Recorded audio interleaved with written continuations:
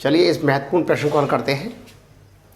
किसी घनाभ के विकर्ण की लंबाई 13 सेंटीमीटर है तथा उसकी चौड़ाई व ऊंचाई क्रमशः 4 सेंटीमीटर व 12 सेंटीमीटर है, तो घनाभ की लंबाई क्या होगी।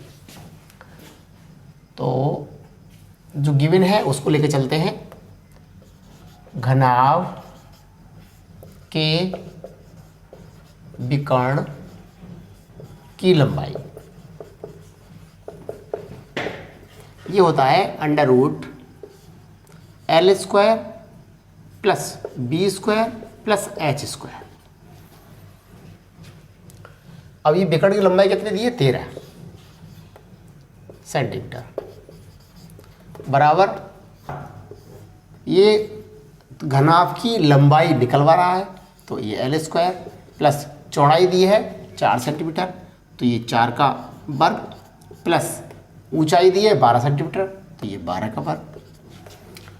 अब दोनों ओर वर्ग कर देते हैं, दोनों ओर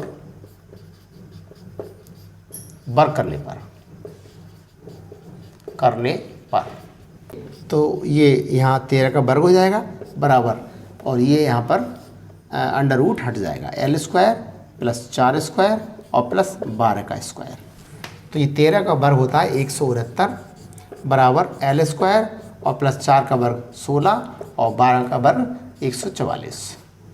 तो यहाँ से आया L² बराबर 169 माइनस,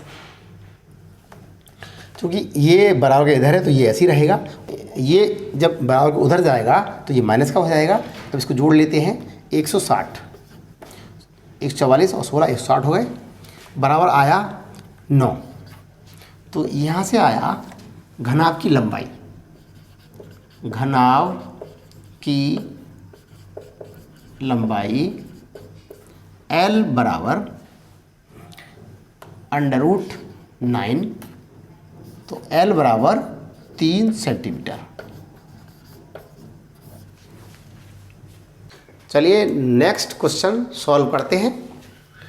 एक घन का आयतन 800 घन सेंटीमीटर है, उसके विकर्ण की लंबाई क्या होगी। तो जो चीज़ गिवन है उसको लेके चलते हैं। घन का